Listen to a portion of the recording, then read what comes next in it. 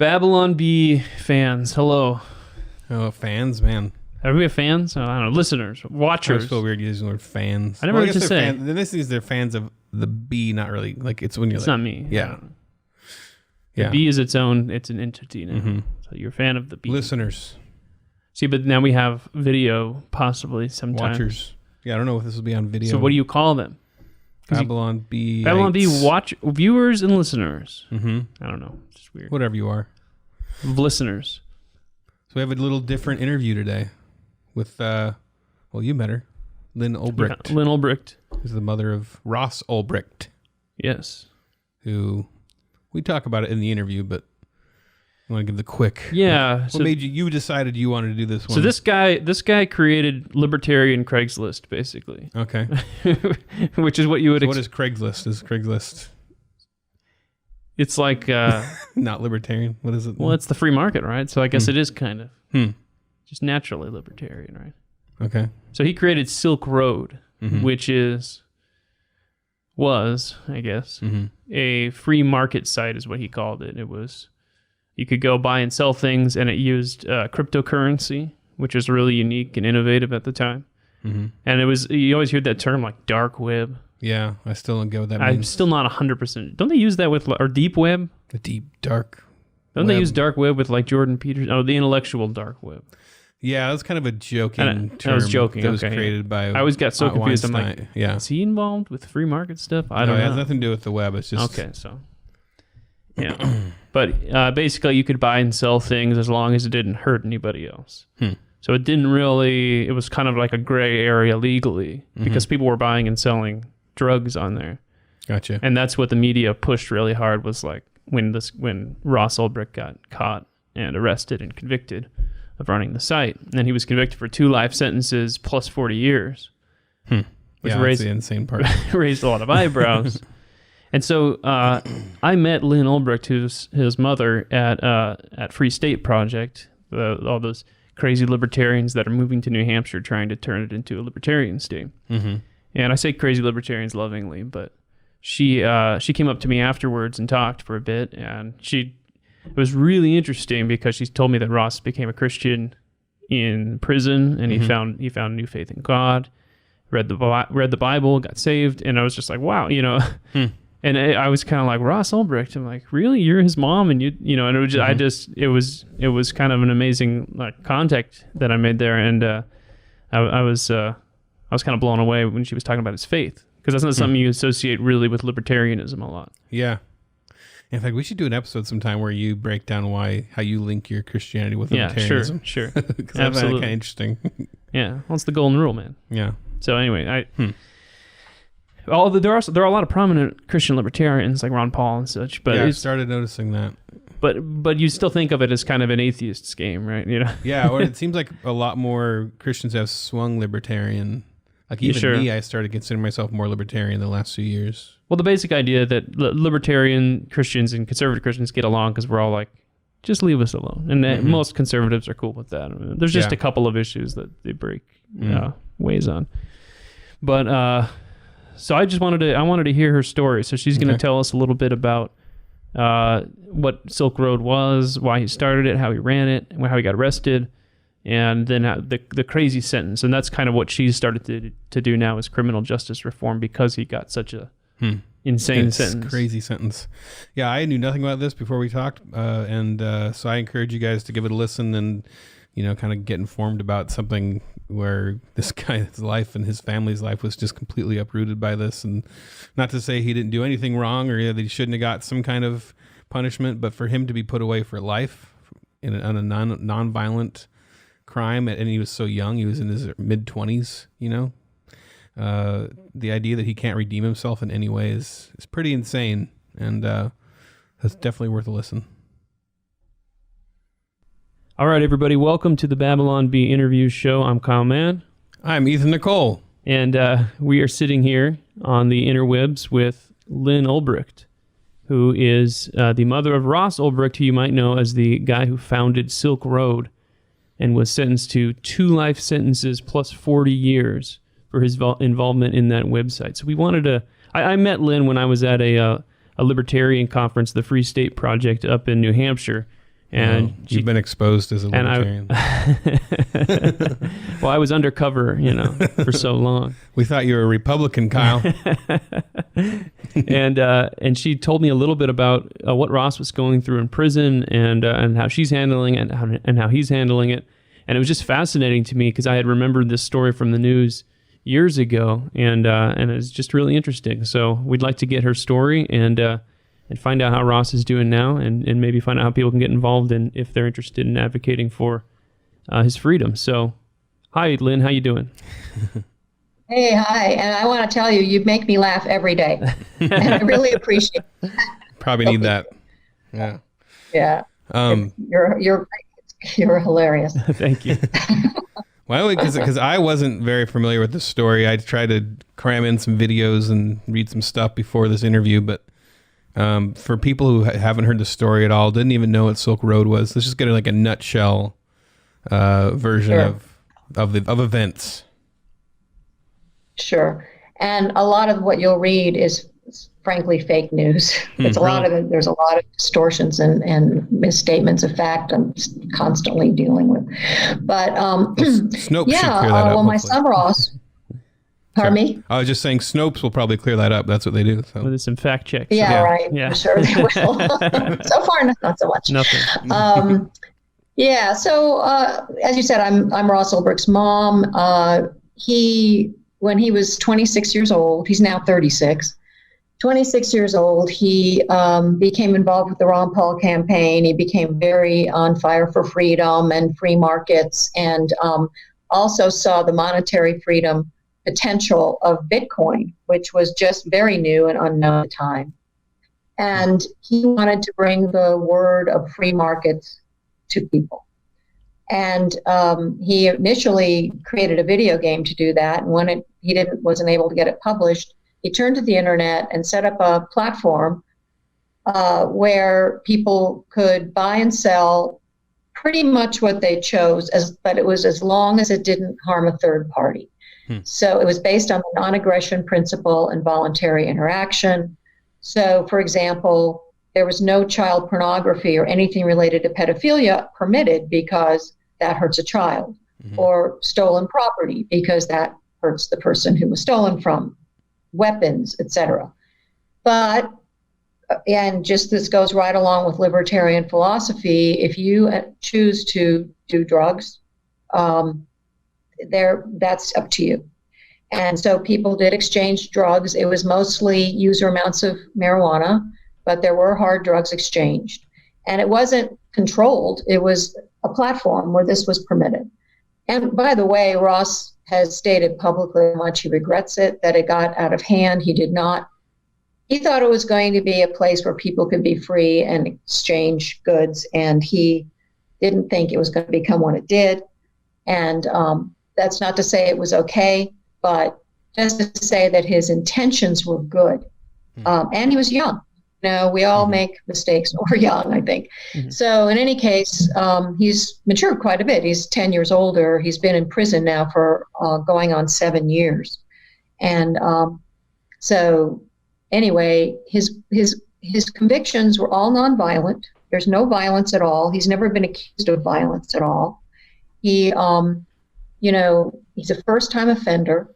And to give someone double life plus 40 years for a first-time offender, all nonviolent charges, is astonishing. It's a terrible, it's a violation of the Eighth Amendment, prohibiting cruel and unusual punishment, but it sets a horrible precedent for excessive sentencing in this country.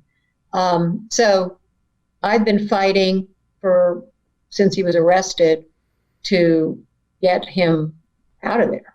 He doesn't belong in there. Ross could be a real force for good and contribute a lot if he were not in prison, and he wouldn't hurt a fly. So that's essentially that.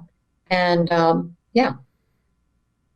that's the nutshell of what's been going on. We do have a petition if people are interested are against a double life sentence plus 40 years without parole for a nonviolent first-time offender. You can go to freeross.org/petition, and we have almost 300,000 signatures.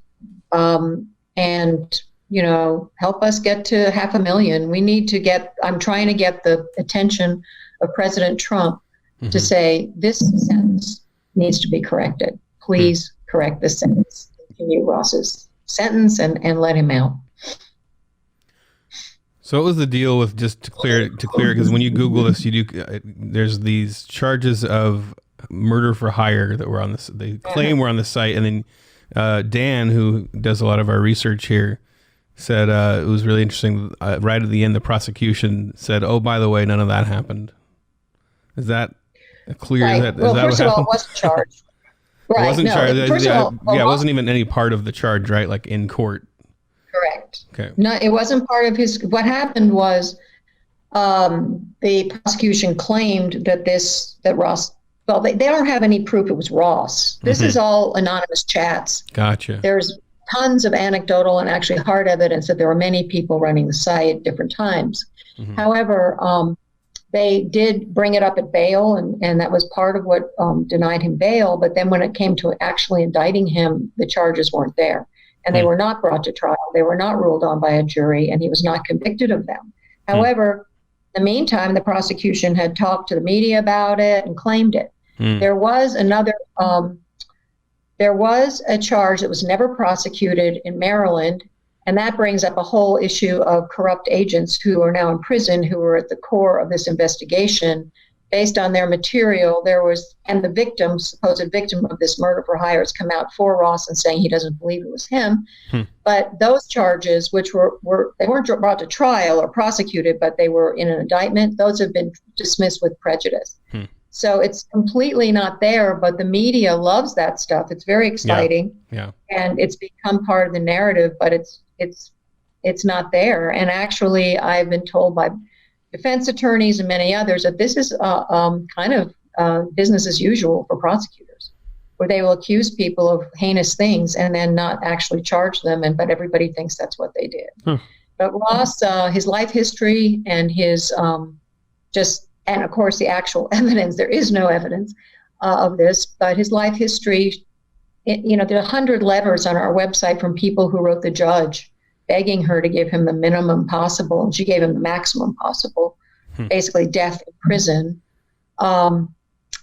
His whole life history belies any kind of violence, that he's any kind of danger to anyone. And so he wasn't like a bad boy that was... when you Google him, that comes up still. Yeah. That's crazy. So he wasn't like a bad boy who was graffitiing stuff and throwing bricks through windows when he was a kid. That's the thing. He was so that's why we were so shocked when this happened.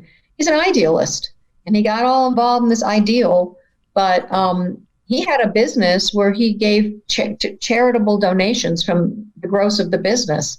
Ironically, one of those was a prison literacy program. But Ross is known for being compassionate and caring about people, especially underdogs. He's got a big heart and cares. So, he wasn't a problem child at all. Gotcha. Now, did you know that he was involved in the Silk Road before the arrest and all that? Not at all. Oh, wow. We found out from a Reuters reporter calling our house and telling me all this stuff. And I'm like, what are you talking about? This is insane. And then I turn on the TV and there's George Stephanopoulos going, they got their man. And I'm like, wait a minute, we haven't even had a trial, right?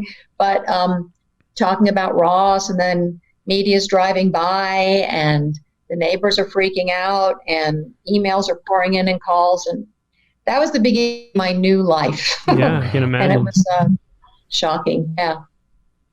Wow, so just blindsided. Totally. I can't imagine. Yeah. Completely blindsided. So and Ross, when he finally got the call, he said, sorry to be a bother, Mom. And I'm like, well, that was the understatement of the year. Sorry to inconvenience you. Yeah. Oh, man. I had a question, but it fluttered away in the middle of that.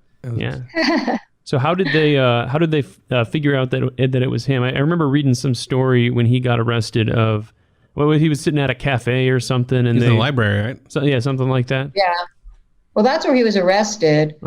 It's still a question about It gets pretty complicated when you ask from that question on, because, and we have a thing on our website called The Untold Story that's based on all the tons of footnotes, like 400 footnotes going into the whole investigation, and how there was an alternate perpetrator, how there's all kinds of things. I personally think it was the NSA. There's other stories about, as far as finding out who was what, and delving into it. A government agent who was one of the main people in the investigation said that there was a meeting with an alternate perpetrator who offered to bring a name forward if they would back off of him. And then right after that, Ross was arrested. So Ross feels like he was set up, but he's not denying he was involved and created it. But he is denying that he ran it the whole time, that he was, the only Dread Pirate Roberts, the name of the guy who was supposedly, or people who were running it. So it's kind of murky how the NSA will use their power and then make up a parallel construction of what happened. So I don't really know where his actual name came up. It seems like a site like that where so much is, it's a platform, so lots of people are freely doing what they want. And it seems like, because I don't know if it was anybody else convicted besides him, it seems that they could go through this website, find all the worst stuff, and just pin it all on him. Well, yeah, he was pinned only for being supposedly the guy who was running it, but the biggest drug seller, and by the way, Ross was not convicted or accused of selling drugs himself. The biggest drug seller got 10 years, and he's the same offense level as Ross. Wow. A guy who was running Silk Road 2, a copycat site, Blake Benthal, got no time. And, the 10 years goes down from there. Wow. The corrupt agents got 6 years. So Ross got to be their poster boy. They even said, we want to make an example of you. Yeah. He's like the head on the spike of the medieval castle where, people go, oh, that could happen to me, kind of thing. But that's not what our justice system's supposed to do. Yeah. And so he took the fall for everybody, essentially. So if you sat that judge down and said, tell me just in a few bullet points, why would you sentence this guy who, as far as I can tell, it's he didn't create a different website and then get warned that if you do this again, he's a young idealistic guy. He was trying something. He messed up. He should have gotten in trouble in some way. But why are you sentencing him to a death sentence? Basically, why is he going to die in prison? And what would she answer? Do you think? Is it just? Do you even know? If I had that judge in front of me, I would probably say a lot more than that. Yeah. But I guess you don't want to get into her head. What's interesting is that Ross will not, and that's one of the things that has brought his faith into this, is that he was tormented by hatred for all her and the prosecutors and all the people who put him in this situation. And he realized if he kept being like that, he was going to be devoured by it. And he has come around, and with the help of God, to forgive these people and be free. And when I say, what was she thinking? Who is this monster, etc.? He's like, no, no, we're not going to get into that. We've got to forgive and move on. And he even submitted a tweet manually. He doesn't have access to the internet, but he put up a statement that he wished her well, which is way beyond what I can do, even now. But, I would like, what was your motivation? Why would you destroy? She sat in front of him for 3.5 weeks. She read all the letters people wrote, and still she gave him the absolute most harsh sentence within the law, which is death in prison. It's a walking death sentence. And what makes a person like that? I don't know. I don't know what she would say. Yeah, what is she She's known for harsh sentences. He was her 5th life sentence that year. It was only May. She is no longer on the bench, and many people have told me that she had no business being on the bench. that she's a hanging judge. What makes a hanging judge? I don't know what makes a person like that. It almost feels like someone came up and said, "Hey, you got to get this guy." Yeah. Like they Well, definitely. that is one of my suspicions. Yeah. These are the kinds of things that make you turn into a conspiracy theorist, which I avoid like the plague. But like you start going, wow, there really is some like, you just see something like this and you go, how does a man like this get 2 life sentences, let alone 1? Right. Huh. Well, it was very political. It was a very political case. And Chuck Schumer brought it to the public's attention, wanted to bring down Bitcoin. Preet Bharara, who was his right-hand guy, was the lead prosecutor, and the judge was recommended by him to the bench. And Ross was brought back to New York from California, where he lived and was arrested. So I don't know, that's fodder for a conspiracy. I think there were political motivations personally, but I have no proof of it. Yeah, well, I'm putting on my tinfoil hat. So.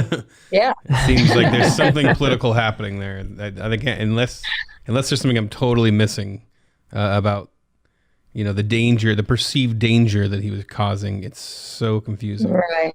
Because it makes perfect Well, sense I when you think, do that honestly, to like a serial my killer. theory, Yeah, here's my theory. Okay. And a lot of people, it was the Bitcoin. It's not about drugs. The biggest drug seller on the site got 10 years.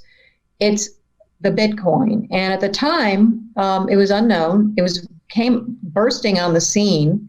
And Chuck Schumer stood on the courthouse steps calling for the takedown of Bitcoin. Then, a couple of months before Ross's arrest and the Silk Road was taken down, it was proven, I think it was 2 years ago, with Snowden's papers, that the NSA was urgently tracking Bitcoin users right then. They're supposed to be tracking terrorists, right? Apparently, they think Bitcoin users are more dangerous. In any case, it was, very much, I think, about the Bitcoin and a dangerous idea. So a drug dealer, who cares? It's like, give him 10 years, but a dangerous idea, much more threatening. Wow. Wow, that's interesting. So let's talk a little bit about Ross. So, has his perspective changed at all on what he was doing with Silk Road? Does he feel like he crossed any lines, from a legal perspective or a moral perspective? And then I'd like to get a little bit into his faith, because you had mentioned that he found Christ in prison, or maybe rediscovered a childhood faith in prison or something like that. So I'd love to hear about that. Sure. Well, Ross, again, as I mentioned, he has publicly said that he regrets doing it, that he never meant for it to be what it became, that he is very remorseful and meant well. But, it's kind of like anybody's 36-year-old or whenever he wrote that 34-year-old self looking back on your 26-year-old self and go, wow, what was I thinking? Sure. But he's matured. Ross has been in prison for almost 7 years. And by the way, a model prisoner in giving and contributing to his fellow prisoners. 4 letters on our site are from his fellow prisoners, and 130 of them recently signed a letter asking for his commutation, saying he deserves it to be, 130 other fellow prisoners, because he's so generous with his time, his education. He's taught classes, many, many classes. Even guards will come up to me and go, what is he doing in here? He doesn't need to be in here. So, I'm raising our kids, we were not Christian. And so I was spiritual, but I wasn't a Christian. And then did become a Christian as later. And out of that, my whole family did, and including Ross. However, I would say that he would agree that being, you can go in and out of that and get off track. And he being in prison, is certainly, it's like it's a real boot camp in spiritual walk. And he said he wrote about it in this essay that I really think is a great essay called 5 Keys to Inner Strength I Learned in 5 Years in Prison. And he talks about how being condemned to grow old and die, that's what he's looking at, just his whole life. Mm-hmm. It said it's like staring into an abyss. And when he got that sentence, he said his whole future as he knew it just disappeared, and it was replaced by darkness and uncertainty. And, you know, God has a way of bringing us to our knees. And he said, you know, he saw that his faith became a matter of survival. And he has a science background, so I think that might be even more of a challenge, because he was trained in physics and material science, and it's all about proof. But he said the day he was sentenced, when that judge gave him that barbaric sentence and he had to go back to the prison, he said he just saw 2 roads ahead of him. He had to choose one of them. And one of them was like a downward spiral into just the abyss, as I was saying. And he said at the bottom were demons of despair and hatred and crushing sadness, you know, that he just felt if he went down that road, it would devour him. And the other path, as he put it, soared upward, but he just couldn't find his way. He couldn't find the steps. And because there weren't any, there was no reason to hope that he could hold on to. But then as time went on, he just kind of stumbled up that path, and he had to put himself in protective custody at one point because he refused to assault another inmate, and that's kind of a thing in the prison. Sometimes they force you to do that, and he wouldn't do it. So he was in protective custody, and one of the only books he was allowed to have was the Bible, and he's ended up reading the entire thing, start to finish. He'd already read parts of it. And but he said, you know, he really went on a spiritual path out of survival. And he said, with all the evidence to the contrary, you know, you can't prove anything. He just had faith that God would see him through whatever was coming. And now just realized he wasn't strong enough on his own to do it, to go back in there. And he said, you know, look, it might, a lot of people consider it irrational to believe in God, to believe without scientific proof, to have faith. But Ross has said it's irrational to forsake hope and love and joy that faith brings, because that gives you strength that to fight and ultimately win. And he said that for him, in his desperate situation, keeping faith alive is the difference between freedom and a slow cage death. And so we pray when we visit each other. When I visit him, we hold a fast to that God will use this for good, because there's so much going wrong in our criminal justice system with so many people, not just Ross, that this can be something that God will use to help others as well. And just having faith that this is in God's hands, and that we can't, you know, we can just take it one day at a time and follow that. So he has maintained an incredibly positive and just a great attitude because of this through all these years. And so he's now, you know, very firm in that. That's incredible. And that's what's helped him forgive the judge and forgive those other people. That's such a tenet of Christianity. Just, you have to forgive them. Mm-hmm. And that is so hard. Yeah. And he said he just, when his thoughts would drift to anger or, you know, all of those feelings, he just became ruthless about, I'm not going to go there. I'm not doing it. Because he realized the anger was hurting him. It wasn't hurting them, you know, and that's really what forgiveness is about. And so that's helped him a lot a lot of people in prison are consumed by bitterness, and Ross isn't. Yeah, that's amazing. And it's amazing, you know, when you get pushed into a corner like that, and all you have left is your faith, or a faith to discover like that, how that can sustain you. So the libertarian movement, I mean, how have they been sticking by Ross, and have you gotten a lot of support from them through this? Absolutely. They understand where he was coming from. Mm-hmm. They understand, and they believe in a free market. So we have tremendous support from libertarians, and there's an overlap with people involved with Bitcoin and blockchain, because they understand that without his vision, there wouldn't be much of a Bitcoin anything. It's now digital currencies become a huge thing worldwide, right. But that was because of what Ross did.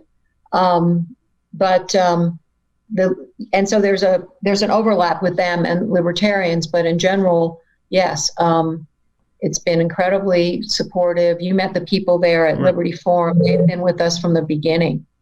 They gave me my first chance to speak out about this, and have been steadfast, absolutely steadfast in their support. The Free State Project and all those people, they're great people. Yeah, it was a very diverse group. I was kind of shocked when you came up and talked to me and told me that Ross had become a Christian, because the image you get of libertarians is the fedora wearing atheist who hasn't showered in a few weeks, and that's that's the stereotype. Well, there are a lot of atheists. There are, and but there's also Christians. There's so it's diverse, and but there are a lot of atheists, and we give each other space to be where we are, but yeah, for sure. But I did communicate all of this to them at PorcFest, and also the other, to me, key thing that is amazing that Ross has and I work on is gratitude, even in the face of this trial, in this really difficult, very challenging situation. It's like, the Bible tells us give thanks in everything. And Ross says that the difference between misery and joy is gratitude. And he talks about how it's available to everyone. And so he will be thankful for clean water and food. And I'm thankful he's no longer in a violent prison, and, that we're healthy. And I mean, he's in prison right now with there's a case of the coronavirus, that he's on lockdown. Mm-hmm. Which means he can only leave his cell for 2 hours a day to make calls and take a shower. And he says he's going to turn it into a spiritual retreat where he'll meditate and pray for 10 days. That's what he's going to do with it.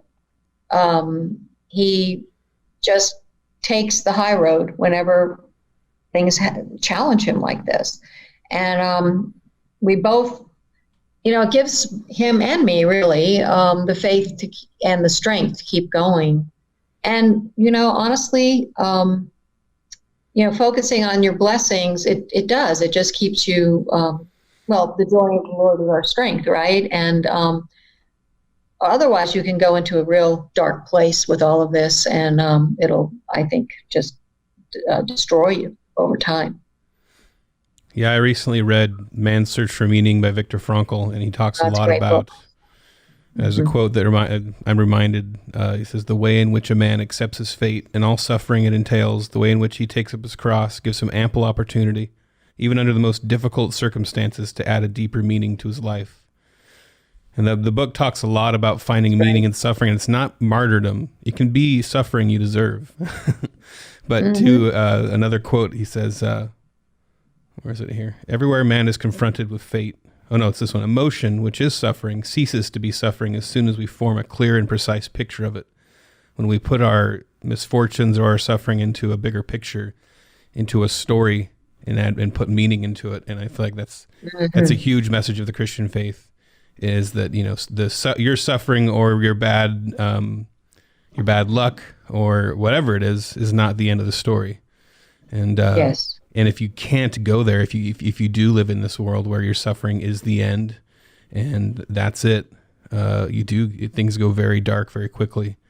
And so I'm very happy for you that your son is has that kind of vision of his own suffering and his own, his plight.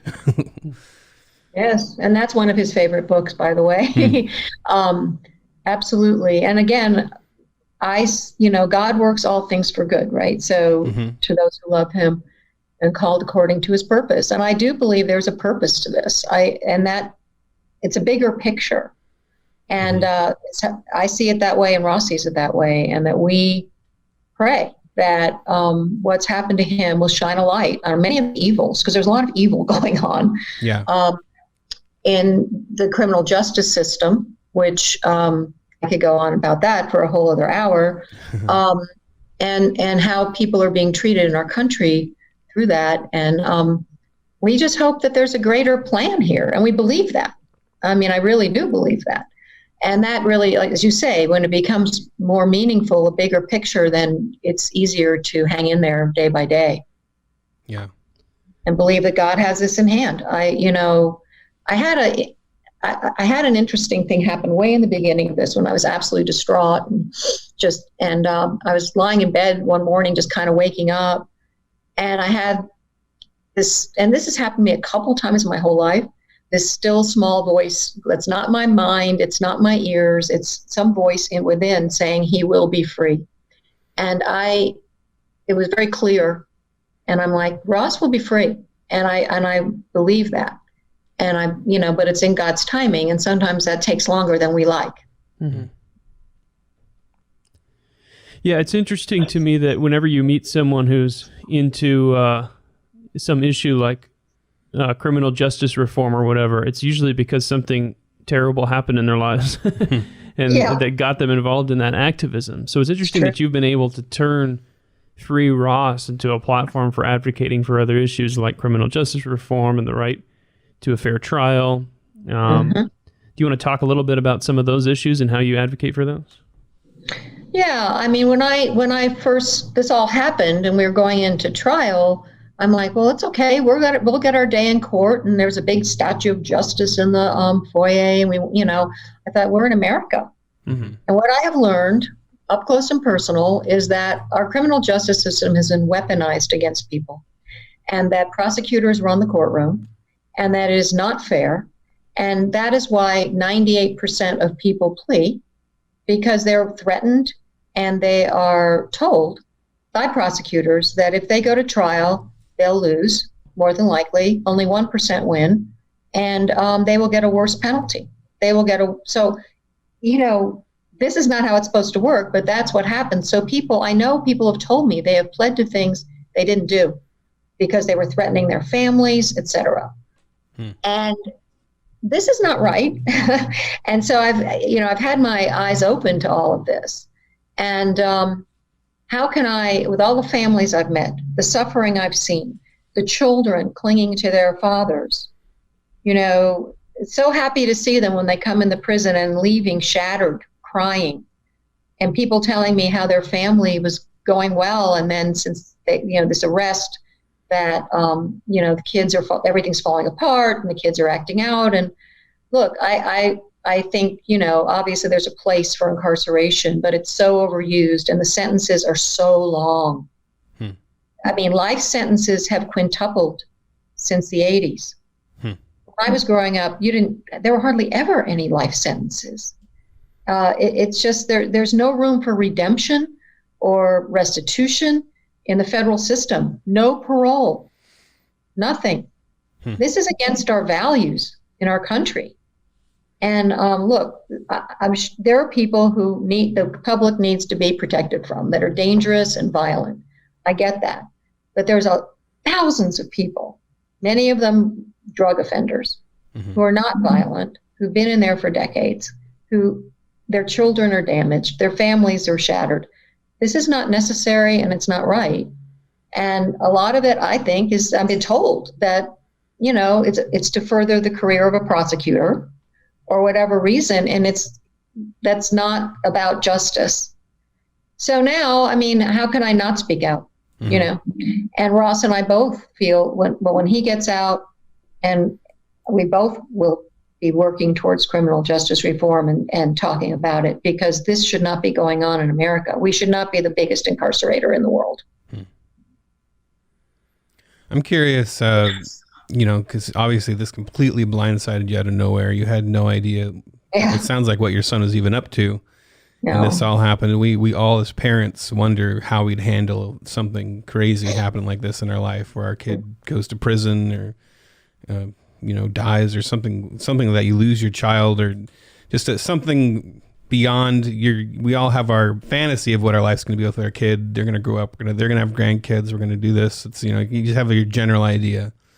So if you could go back in time to the woman you were before this all happened, and you could sit down across from her and give her some advice for what's coming, or just how to prepare for something like this, and which by extension to any mother out there who you don't know, no mother knows what they're in for, but your motherly advice and advice as a woman to yourself before this all hit, what do you think you'd say?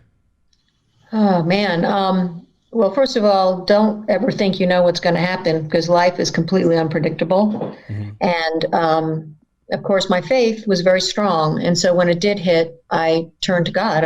I prayed and turned it over, and have been relying on guidance, divine guidance ever since. And that's one of the things I would say.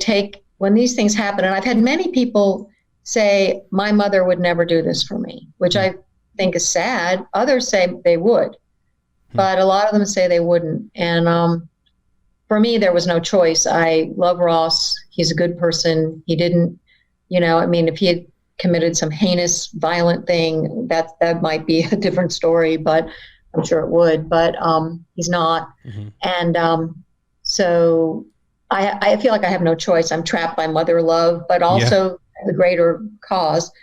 But I just, stay strong day to day, day by day. People go, how do you do this? Well, it's one day at a time. Just like in the Bible, manna came one day at a time. I don't think about the future too much, because first of all, as Ross says, we don't know what's going to happen. He said, our future selves will know what to do. And I use that a lot. I'm like, oh, that's right. My future self will know what to do when it has more information. I don't have the information, right? So I'd say one day at a time, and do what you can, and have faith, and courage. You have to. A lot of people have said to me, oh, you're so brave, I wouldn't do that. Well, first of all, it shouldn't take bravery, because we should be able to speak out in our country without worrying about that. But, it's, when you see injustice, it's almost like you've been given that duty to point it out. Mm-hmm. And, so I had it foisted on me, but I think that, you rise to the challenge. And take one day at a time. It's too big to take it any bigger than that. Yeah, I'm constantly having to remind myself that God has given me grace for today. Exactly. Not for tomorrow, until tomorrow comes. Exactly. It's too easy to try to work it all out and worry about all of it at once, and it's probably especially hard when you're something that you have to be so patient. You may have to be patient for many years, and that is. Yeah, tough. I can imagine. I don't think about that. I don't think about many years. Right. I just think about right now and what we can do now, and that's it has been several years, but yeah. Right. Mm-hmm. Yeah, right. Just as you had no idea what your future held before this happened, you really have no idea what your future holds right now. That's right, and I am optimistic. I have hope. Right. And as Ross said, where there's life, there's hope. We're not asking. I'm not trying to move a physical mountain. It's just people and paperwork. Mm-hmm. People and paperwork can be, things can happen. Yeah, absolutely. So, let's talk about that a little bit. It must have been disappointing. I know you've gone through the appeals process. I believe it went up to the Supreme Court. It did. And that was rejected or denied. So what's the current strategy? You indicated trying to get a pardon. Is that like the only avenue left? Is that what you guys are pushing for right now? Well, yeah, we've run out of direct appeals. And by the way, by the time it gets to the Supreme Court, it's not really about specifics in the case. It's about constitutional issues that impact lots of people. And it's very unfortunate that they didn't take it. And by the way, by the grace of God, and this is a miracle, we got one of the top lawyers in the country to take the case at an extreme discount because he felt like it was an important case. And I mean, us getting that lawyer to take it was a miracle, really was. But that's just one of many that have happened and doors that have been opened. But in any case, the two constitutional questions were, should the government be able to delve into all of our internet activity and use it how they like in secret without a warrant or probable cause? And that was really the question before the court. And they just dismissed it, kicked the can down the road. And the other question was, and this concerns the murder for hire, the judge Ross was never charged with it, but the judge referred to it in her sentence to justify her draconian sentence, even though it was never proven or ruled on by a jury. This is a direct violation of the Sixth Amendment, which gives, a defendant or the accused, guarantees the accused of a trial by jury of their peers, not one judge deciding that something a prosecutor said with no proof is true. And that apparently has been going on for a long, long time to a lot of people. And they didn't take that one either, unfortunately, because it's really weakening our Sixth Amendment protections. So now there's two things. There's a civil case called a 2255 that is rarely won, that we're going down the road of that. And the other in the same district where he was sentenced and tried. So, but the other is a commutation from the president. We're not we're not asking for a pardon.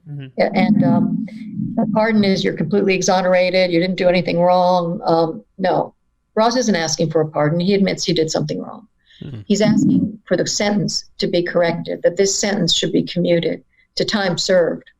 And that, to give him a second chance, to give him a chance to contribute to society. And he's got a lot to contribute. He's very smart. And, have a life. And so that's what we're asking. And the sentence, again, sets a terrible precedent for excessive sentencing, which is a problem in our country. So just by that alone, I think it's a valid commutation. So that's really what we're pushing for the most, that we hope that the president, he's already commuted and pardoned people. And we're hoping that he'll be open to considering Ross's case and seeing the injustice and seeing that a second chance is warranted. And so that's why we have a petition to him. It's on our website, freeross.org, which also has tons of information, but it has a big red banner you can click, or just freeross.org/petition. And as I said, we have over 250,000. We're headed towards 300,000 signatures. So it's a lot of people who see justice here. And we're hoping that that can get some attention. And anybody who has political connections that could help me to get, the president's attention, or could help us in this or advise, please let me know. I'm very reachable on freeross.org. There's a footer on every page that you can click, and an email comes straight to me. So just hoping to be able to present our arguments that this sentence is way, way wrong, that it's really should not be happening in the United States. Have you guys been approached to do any kind of documentary or anything like that? Yeah, well, there is a documentary called Deep Web that was done quite a while ago, and it's an interesting one because Alex Winter, who's the director, interviewed people who were high-level administrators who said there were lots of DPRs. So right there, but that goes up to the trial, and it's good. It's fair, at least. There's been others that I would decline to be involved with because I've actually had a very bad experience with the media and being fair and truthful. Mm-hmm. So, and some of them distort it. Mm-hmm. I don't even believe anything pretty much that I read in the media anymore. Yeah, I know. It's so sad, but so I tried, I don't know, it's a hard decision because you want to have the attention, but then you have no guarantee that it'll be accurate or not distorted. So tend to err on the side of avoiding it. So there's terrible ones out there that are full of, I bet. Statements about him. Yeah. Well, you're talking to the Babylon Bee, which is a reliable one. Exactly. Say, Alex Winter, that's Bill and Ted, right? That's Bill. It's Bill and Ted. Bill from Bill and Ted. Keanu Reeves narrates it. Oh, wow. And, he doesn't do it in the Ted voice, hopefully. Huh? He doesn't do it in the Ted voice, though, the narration. Whoa. No, he does it more in the Gnarly. Neo, the Matrix. Neo, yeah. Guess they're friends. Yeah, it's good. You should check it out. It only goes to the trial, but and Alex has met Ross, and he's total supporter of Ross getting out. He's been great. Yeah. Nice. Well, we actually have a lot of people who've publicly spoken out. We have a widespread support page on our website with many, many prominent and eminent people saying this is wrong. This isn't right. Mm-hmm. And maybe I can get a statement from you, Kyle. There you go. You're eminent. Yeah, absolutely. Hey. Not Ethan. Ethan's feeling left out here. I don't know. Lyn. Second fiddle Oh, here. well, I should. Yeah. Ethan's written more books than I have. So. Yeah. Well, both of you. You gonna name drop any names? Big What? celebrities? With the widespread support? Yeah, Yeah. we want to know more. Sure. And it's we have a button for name drops. So cool. I should pull it up right now on our site. But you talked about libertarians. Gary Johnson, who ran for president, he's spoken out. Let's see who else. Name drop. There you go. Yeah, There it is. let's do the name drop thing. Widespread support. Let me go in here. John Stossel. Name drop. Good. Should I keep going? The head of Law Enforcement Action Partnership, which represent Neil Franklin, who represents, lots of police and prosecutors. He spoke out. The Libertarian Party itself officially resolved to and asked President Trump to commute the sentence. Noam Chomsky. Name drop. There's a big one. Shocking injustice. Jesse Ventura. oh, Name drop. it's the most use out of the button we've ever gotten. Yeah, Dan's having fun I in can there. keep going. There's a lot of them. Lyn might be the best connected person we've talked to. Yeah. Wow. So do you know Really? if Trump is aware of this? I believe he is aware of it. I don't know how much he's Yeah. been aware told of a lot. about it. I know that. I'm not sure if he's really dug into it, but he's a little distracted right Yeah, now. got a lot going on. And right before that, it was impeachment. And right before that, I'm like, Yeah. how am I going to get this guy's attention? Yeah. But we're still working on it. It does seem like a thing that, it's a thing that happened. Technology is constantly changing and people freak out when things change. And it seems like this sentence was in some way like a response to that, like freaking out about Bitcoin and all this stuff. And as things evolve, I agree. right now, Bitcoin's, really mainstream. Right. It seems like at some point we're going to go, kind of like right now, marijuana is being legalized all over the place. So now they're suddenly going back and all these marijuana people that are in jail are getting The marijuana. they're marijuana people. They're getting let out. Yeah. They're going, all right, maybe we were a little harsh for you guys. So I guess we can hope that maybe it's going to be something like that. They're going to be like, all right, Yeah, we're a I little think hard on the that's Bitcoin very- people. Yeah, I think that's very astute because, actually it was brought out by one of the amicus briefs in the Supreme Court is that, the dark web is no longer, it was like this evil thing, Bitcoin, the evil thing. Of course, the prosecutors completely controlled the narrative. So Ross's libertarian beliefs were not allowed to be mentioned at trial. The fact that they barely mentioned marijuana, it was all, other drugs. They, a lot of things were distorted. They wouldn't allow them to know there were alternate perpetrator, on and on. But I think you're right. Marijuana now is legal. I mean, I was driving by a billboard and it said, marijuana delivered to your door. And I'm like, well, isn't that what Silk Road was doing? I mean, now it's a billboard on a highway. Yeah. And my son's sitting in a cage. And so you're right. Times are changing. And so that is hopeful. It's just that it changes slowly and Ross's life is ticking away. So I'm, always pushing. Yeah. Were you a libertarian before this all happened, or did you get converted? Well, they have this test to see if you're a libertarian, and I came out libertarian, so I guess I was. I didn't know it. And my husband and I have been entrepreneurs and just kind of like leave us alone people, Mm-hmm. Yeah. So, yeah, I would say I was, certainly with a small L. I wasn't a member of the party, but yeah. Have any of your convictions? That way, Yeah, like our founding fathers. I'm in line with them. Yeah.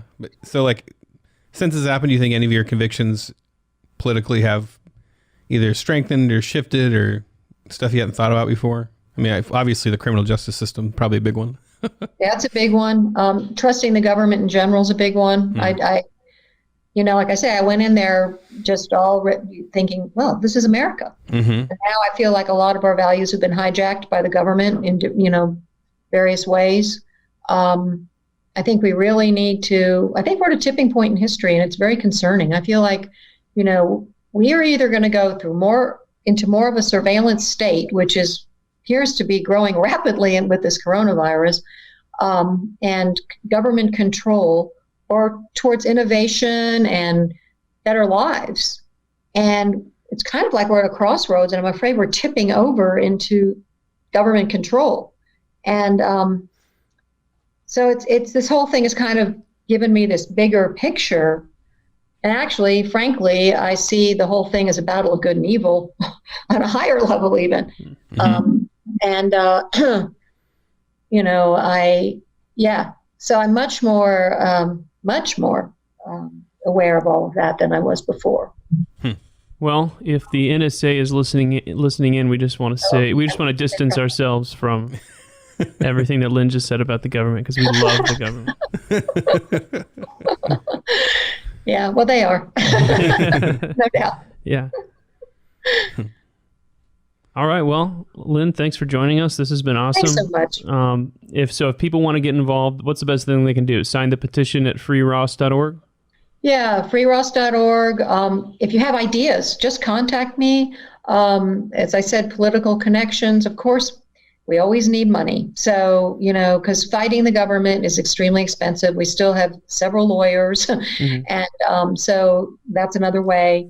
If you've made money from Bitcoin, consider that you probably wouldn't have if it weren't for Ross. Help us out. Many people have, to be very much so. We're very grateful. So, yeah, those things, but very much open to ideas. And and thank you so much. It's been really a pleasure talking to you. And I don't always get to talk about things like this. And and I forgot to mention, there's a take action page on our website, and there's other things you can do to help. So just FYI, there's an action page. But anyway, an action page. Okay. And I hope you come to Porkfest, Kyle. Yeah, you guys have all been trying to get me to go. They have a big, crazy, hedonistic libertarian festival out in the woods every summer, and they've been trying to get me to go. So. I'm not sure how I guess you can call it hedonistic. I don't participate in that. I'm just kidding. They all do what they do, and they don't condemn each other for it. Yeah, that's true. Coming up next for Babylon Bee subscribers. These are hard. Wait, you just used the Lord's name in vain? And talking about the Bible? You're supposed to add a book to the Bible? You get to hang out with 3 people, living or dead. Who are these 3 people? Oh, wow. Jesus. Besides, you can't have Jesus. Sorry, Jesus everybody says Jesus. So everybody says Jesus. Yeah, Jesus is always there. Flower bed. Flower bed. Guys, this is hard. I hate this kind of stuff. We broke Lyn's brain. Breaker. It broke my brain, and, you know, that's not very nice. Enjoying this hard-hitting interview? Become a Babylon Bee subscriber to hear the rest of this conversation. Go to babylonbee.com/plans for full-length, ad-free podcasts. Kyle and Ethan would like to thank Seth Dillon for paying the bills, Adam Ford for creating their job, the other writers for tirelessly pitching headlines, the subscribers, and you, the listener. Until next time, this is Dave D'Andrea, the voice of the Babylon Bee.